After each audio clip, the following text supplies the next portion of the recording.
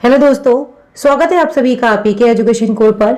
आपने देखा ही होगा, परसों न्यूज में आया है कि यूपी पीसीएस का जो एग्जाम है वो अभी पोस्टपोन कर दिया गया है। डेट पता नहीं है आगे कब होगी, लेकिन ये मान के चलिए कम से कम 2 से 3 महीने के लिए तो ये पोस्टपोन हो ही गया है। तो ये आप लोगों के लिए बहुत अच्छा मौका है, स्पेशली उन लोगों के लिए जिन लोगों ने तैयारी नहीं की थी और ये सोच के चल रहे थे कि एग्जाम पोस्टपोन हो जाएगा। और ये उन लोगों के लिए भी बहुत अच्छा मौका है जिनकी तैयारी पूरी हो चुकी थी और वो लोग ये सोच रहे थे कि किस तरीके से अपनी तैयारी को और अच्छा किया जाए और आंसर राइटिंग भी एक साथ किया जाए। तो अब जिन लोगों की तैयारी पहले से थी उन लोगों को चाहिए कि अपना प्री और मेंस एक साथ कंबाइन करके चलें और उसको अच्छे से आंसर राइटिंग करके अपनी जो उनकी तैयारी है उसको आगे बढ़ाते रहें। ये समझ लीजिए कि यूपी पीसीएस का प्री जो है वो बिल्कुल भी आसान नहीं है, बहुत ज्यादा टफ पेपर आता है। ये आपको देखने में भले ही लगे कि पेपर आसान है, पेपर निकालने के लिए आपको बहुत सारे मार्क्स की जरूरत होती है और बहुत सारी पढ़ाई की जरूरत होती है। तो आप इस चीज का ध्यान रखें कि जिन लोगों ने तैयारी नहीं की थी अभी तक, सफिशिएंट टाइम है आपके पास, 3-3.5 महीने मिल जाएंगे आपको। आप उस हिसाब से अपनी तैयारी को करते रहिए, लगातार पेपर लगाइए, लगातार करंट अफेयर से जुड़े रहिए, लगातार जो भी आप अगर आंसर राइटिंग करते हैं दिन में कम से कम 1 से 2 आंसर राइटिंग करें। और जिन लोगों की मेंस की तैयारी प्री की हो चुकी है अच्छी से, वो लोग अपने मेंस की तैयारी पर पूरा फोकस रखें। लेकिन याद रखना, प्री के लिए बिल्कुल भी ढील मत देना। बहुत सारे ऐसे लोग होते हैं जिनकी मेंस की तैयारी बहुत अच्छी होती है लेकिन वो प्री में भी क्वालिफाई नहीं कर पाते हैं। तो ये गलती मत दोहराना और इन चीजों का विशेष ध्यान रखना, ठीक है। लास्ट लेक्चर में मैंने आपके साथ डिस्कस किया था, ये जो मैं पॉलिटी के क्वेश्चन आंसर हैं ये सभी के सभी मैं आपके साथ डिस्कस कर रही हूँ।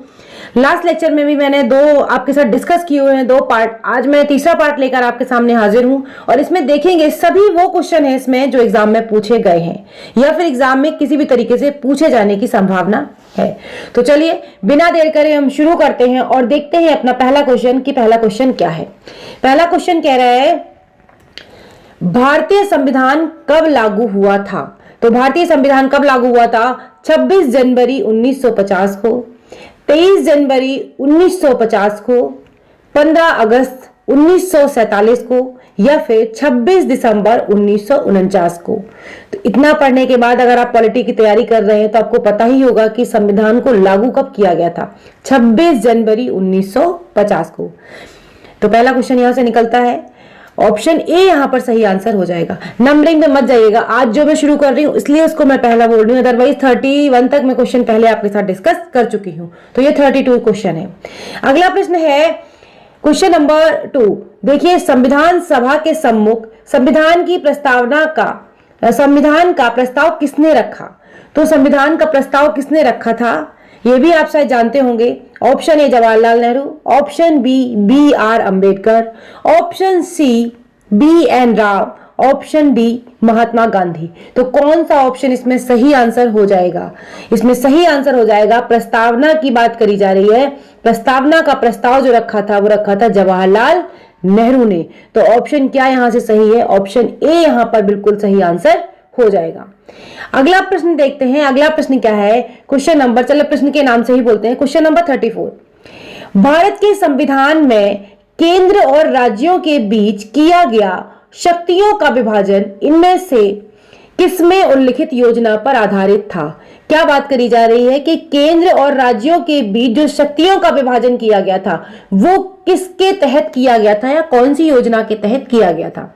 आपके सामने ऑप्शन है। ऑप्शन ए है मार्ले मिंटो सुधार 1909, मॉन्टेग्यू चेम्सफोर्ड अधिनियम 1919, भारत सरकार अधिनियम 1935 और भारतीय स्वतंत्रता अधिनियम 1947। तो क्या ऑप्शन यहां पर सही आंसर हो जाएगा? हम जानते हैं कि जब हमें बहुत ज्यादा आंसर ना पता हो और अगर कई बार ऐसा होता है कि अगर आप तुक्का लगाना चाहते हैं तो आप ध्यान रखिएगा कि अगर जो 1935 का अधिनियम ने हमने बहुत सारी चीजें उसी से ली हुई हैं। तो क्या है यहां पर जो आंसर सही हो जाएगा? Option C. इसी से केंद्र और राज्यों के बीच जो शक्तियां थी उनका विभाजन किया गया। ठीक है, अगले प्रश्न की तरफ बढ़ते हैं। अगर आपको थोड़ा भी जल्दी लगता है वीडियो को पॉज करिए, उसको देखिए, फिर क्वेश्चन को टिक करिए। क्वेश्चन नंबर 35 देखिए क्या है। किस अधिनियम के द्वारा ब्रिटिश संसद ने चाय और चीनी के साथ व्यापार को छोड़कर ईस्ट इंडिया कंपनी के भारत के साथ व्यापारिक एकाधिकार को समाप्त कर दिया था। तो आपके सामने ऑप्शन है 1813 का चार्टर अधिनियम, और क्या है 1833 का चार्टर अधिनियम, 1853 का चार्टर अधिनियम, 1873 का चार्टर अधिनियम। तो इसमें सही ऑप्शन जो आपके सामने होगा वो क्या हो जाएगा, 1813 का चार्टर अधिनियम। इसी के तहत चाय और चीनी के साथ व्यापार को छोड़कर ईस्ट इंडिया कंपनी के भारत के साथ व्यापारिक एकाधिकार को समाप्त कर दिया गया था। ठीक है, तो यहां से आपको ये पॉइंट क्लियर हो गया। डिटेल में मैं कोई चीज भी यहां पर नहीं डिस्कस करूंगी, उसका रीजन है मैं पूरी की पूरी आपके साथ सीरीज डिस्कस कर चुकी हूं पॉलिटी की, उसमें इन सभी पॉइंट्स को मैंने बहुत डिटेल में डिस्कस किया है। क्वेश्चन नंबर 36 देखते हैं।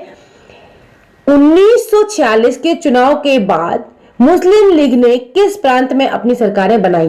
लास्ट लेक्चर में मैंने डिस्कस किया था कि कहां पर कांग्रेस ने बनाई थी। तो कांग्रेस और मुस्लिम लीग के बीच में चुनाव हुए थे, तो जहां पर कांग्रेस ने नहीं बनाई थी वहां पर किसने बनाई होगी? मुस्लिम लीग ने बनाई होगी, क्योंकि कांग्रेस बंगाल में नहीं बना पाई थी। तो ऑप्शन क्या है यहां पर? ऑप्शन ए यहां पर सही आंसर हो जाएगा।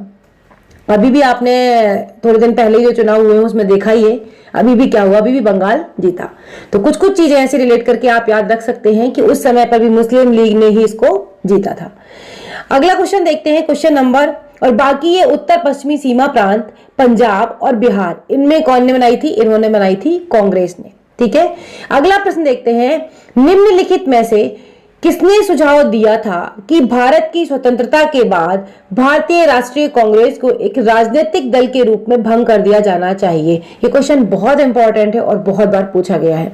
ऐसा कहना किसका था? सी गोपालाचारी, जयप्रकाश नारायण, आचार्य कृपलानी या फिर महात्मा गांधी। तो अगर आपको याद होगा थोड़ा सा भी, तो आपको पता है कि ये बात किसने कही थी? ये बात महात्मा गांधी ने कही थी कि कांग्रेस का काम अब खत्म हो गया है और एक राजनीतिक दल के रूप में इसे समाप्त कर देना चाहिए। बट ऐसा नहीं किया गया और आज भी कांग्रेस चलती आई। तो महात्मा गांधी ने ये बात कही थी। अगला प्रश्न देखते हैं। अगला प्रश्न क्या है? निम्नलिखित कथनों पर विचार कीजिए। अब विचार इसमें क्या है? कहा जा रहा है कि तृतीय गोलमेज सम्मेलन के विचार विमर्श की परिणति भारत सरकार अधिनियम 1935 के पारित होने के रूप में हुई। अगर आपको गोलमेज सम्मेलन आपने पढ़े हैं मेरे साथ, आपको पता है, तो तीनों गोलमेज सम्मेलन कब कब हुए थे और कहां हुए थे, आप हमें कमेंट बॉक्स में प्लीज जरूर बताइएगा। भारत सरकार अधिनियम 1935 ने ब्रिटिश भारत के सूबों और भारतीय रियासतों के एक संघ पर आधारित ऑल इंडिया फेडरेशन के गठन का उपबंध किया। तो इसमें कौन सा सही है ये पूछ रहे हैं। तो इसमें सही है दोनों के दोनों ही ऑप्शन यहां पर सही है। ऑप्शन सी यहां पर सही आंसर हो जाएगा। ठीक है, अगला प्रश्न देखते हैं। अगला प्रश्न क्या है? अगला प्रश्न है निम्नलिखित पर विचार कीजिए। और क्या है? कथन दिए गए हैं। भारत की संविधान सभा ने राष्ट्रीय ध्वज का प्रारूप 22 जुलाई 1947 को अपनाया था। बिल्कुल सही बात है। राष्ट्रीय ध्वज के चक्र में 21 तीलियां हैं? नहीं है। कितनी है? 24 तीलियां हैं। और राष्ट्रीय ध्वज की चौड़ाई लंबाई का अनुपात ये है? ये भी नहीं है। तो क्या ऑप्शन यहां पर सही आंसर हो जाएगा? केवल और केवल यहां पर जो आंसर सही होगा वो क्या होगा? ऑप्शन बी, मतलब केवल एक ही यहां पर सही आंसर हो जाएगा। ठीक है, अगला प्रश्न देखते हैं। अगला प्रश्न क्या है? कथन दिया गया है भारत का संविधान देश की आवश्यकताओं की पूर्ति करता है। बिल्कुल, इसको एक ग्रहित संविधान कहा जाता है। बिल्कुल सही बात है। हमने संविधान जो लिया है वो कई देशों के अवलोकन के बाद हमने संविधान को लिया है। तो ग्रहित संविधान की अगर बात करी जाए ये भी ठीक है। तो अगर अब ऑप्शन में देखते हैं, क्या ए और आर दोनों सत्य हैं? बिल्कुल सही बात है। पर ए आर जो है वो ए का सही स्पष्टीकरण है? नहीं, ऐसी बात तो नहीं है। ए और आर दोनों सत्य हैं, परंतु आर ए का सही स्पष्टीकरण नहीं है। बिल्कुल सही बात है, ये स्पष्टीकरण नहीं है। तो ऑप्शन यहां पर क्या सही हो जाएगा? ऑप्शन बी यहां पर सही आंसर हो जाएगा। ठीक है, अगला प्रश्न देखते हैं। बी आर अंबेडकर की अध्यक्षता में संविधान सभा की प्रारूप समिति में कितने सदस्य थे? बहुत बार पूछा जाता है। 7, 6, 5 या फिर 4। तो यहां पर प्रारूप समिति में 6 सदस्य थे। कौन कौन से थे? कमेंट बॉक्स में अगर हो सके तो आप जरूर बताइएगा। 6 सदस्य इनकी बी आर अंबेडकर की अध्यक्षता में संविधान सभा की प्रारूप समिति में 6 सदस्य थे। ठीक है, अगले प्रश्न की तरफ बढ़ते हैं। अगला प्रश्न देखते हैं। भारतीय संविधान सभा की प्रारूप समिति का अध्यक्ष कौन था? अभी आपने देखा। तो भीमराव अंबेडकर, डॉक्टर राजेंद्र प्रसाद, डॉक्टर सच्चिदानंद सिन्हा या फिर सी गोपालाचारी। तो क्या ऑप्शन यहां पर सही आंसर हो जाएगा? Option A, Bhimrao Ambedkar. Doctor Bhimrao Ambedkar प्रारूप समिति के अध्यक्ष थे। ठीक है, अगला प्रश्न देखते हैं। 1937 के चुनाव के बाद यूपी में गठित मंत्रिमंडल को किसको वित्त विभाग दिया गया था? तो जीवी पंत को, के एन काजू को, रफी अहमद किदवई को और के एम मुंशी को। तो ये दिया गया था रफी अहमद किदवई को। किसको दिया गया था? ऑप्शन सी यहां पर सही आंसर हो जाएगा, रफी अहमद किदवई। ठीक है, अगला प्रश्न देखते हैं। संविधान सभा ने डॉक्टर भीमराव अंबेडकर की अध्यक्षता में प्रारूप समिति का गठन कब किया था? ऑप्शन है आपके सामने, ये थोड़ा टफ क्वेश्चन है, आपको ध्यान रखना होगा इसको।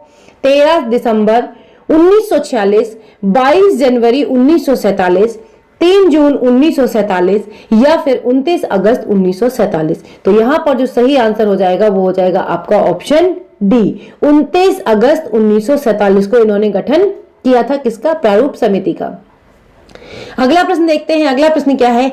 निम्नलिखित में से किसे अधिनियम ने संवैधानिक निरंकुशता के सिद्धांत का अनुमोदन किया था? किस अधिनियम ने?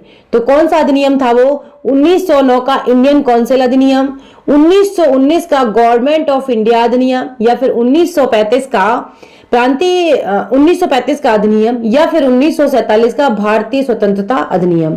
तो यहां पर जो सही आंसर हो जाएगा वो हो जाएगा आपका ऑप्शन सी, 1935 का अधिनियम। वीडियो आपने देखा है, आपको अच्छा लग रहा है तो प्लीज लाइक जरूर कर दीजिएगा। चैनल पर नए हैं तो सब्सक्राइब भी कर लीजिएगा।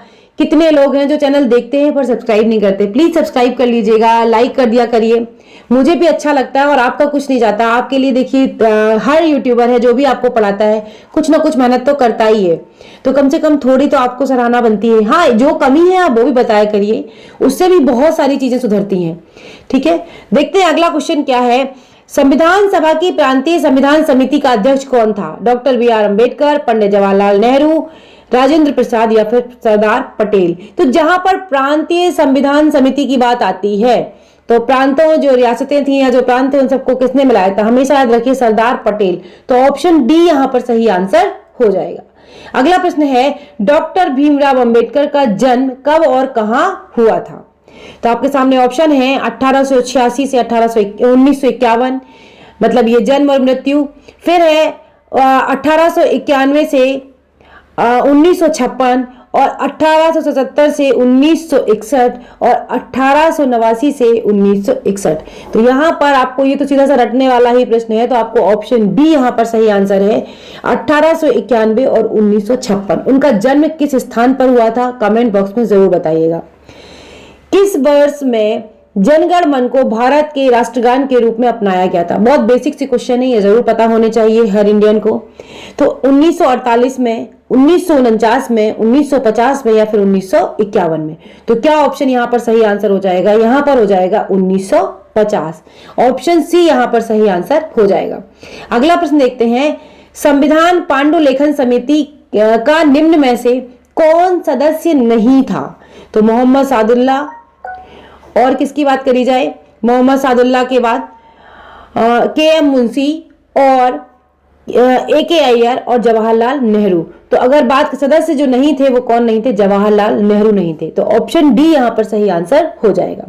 अगला प्रश्न देखते हैं। अगला प्रश्न क्या है? Question number 50। भारतीय संविधान को अपनाया गया था किसके द्वारा? संविधान सभा के द्वारा, ब्रिटिश संसद के द्वारा, गवर्नर जनरल के द्वारा या फिर भारतीय संसद द्वारा? भारत की संसद उस समय पर क्या थी? तो संविधान सभा ही एक तरीके से थी, तो संविधान सभा के द्वारा ही इसे क्या किया गया था? अपनाया गया था, जो भी हमारा कॉन्स्टिट्यूशन बना था।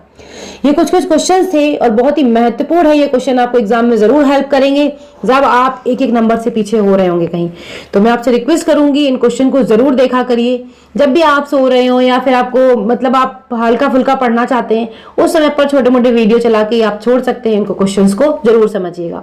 अगले वीडियो में फिर मिलेंगे, तब तक के लिए बाय बाय दोस्तों, नमस्कार।